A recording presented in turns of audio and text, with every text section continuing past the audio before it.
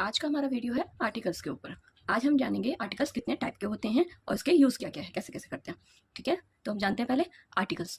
Articles हमारे दो तरह के होते हैं, एक इंडेफिनिट आर्टिकल्स जिसमें ए और एन आता है, एक होता है डेफिनिट आर्टिकल्स में दी या दा बोल सकते हैं।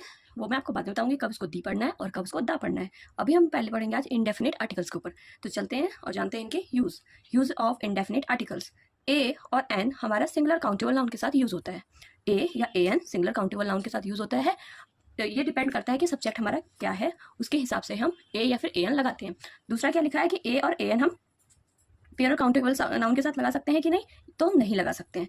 ए या ए एन दोनों ही नहीं आते हैं जब भी हमारा प्योरल काउंटेबल नाउन होता है। तीसरा बोला है कि ए या फिर ए एन हमारा अनकाउंटेबल नाउन के साथ आएगा कि नहीं, तो ये भी नहीं आता है। जिसको हम काउंट ही नहीं कर सकते हैं उसके साथ हम ए या ए एन नहीं लगाते हैं, क्योंकि ये इनडेफिनिट आर्टिकल्स हैं।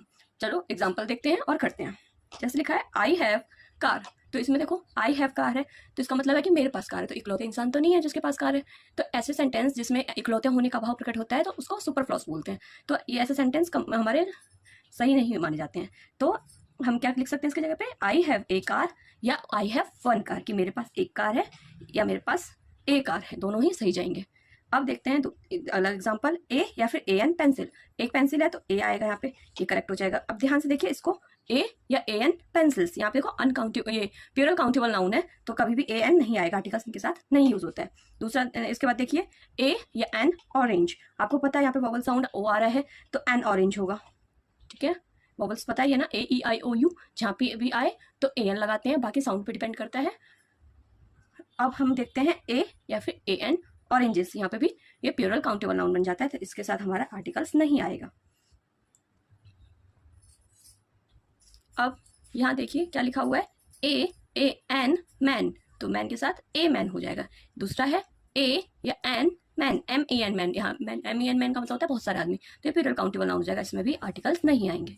यहाँ पे थर्ड देखिए, A N intelligent student, student singular है और इंटेलिजेंट में आई वर्ड है तो एन आएगा, एन इंटेलिजेंट स्टूडेंट। अब इसके नीचे है ए एन इंटेलिजेंट चिल्ड्रन, चिल्ड्रन हमारा प्यूरल काउंटेबल नाउन है तो इसके साथ आर्टिकल्स हमारे नहीं लगते हैं।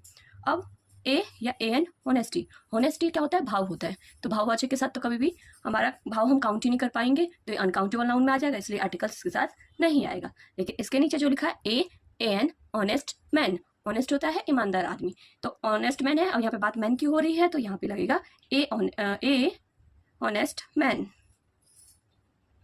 आपको मेरी क्लास अच्छी लगे तो प्लीज़ मेरे चैनल को सब्सक्राइब जरूर कर दीजिएगा। धन्यवाद।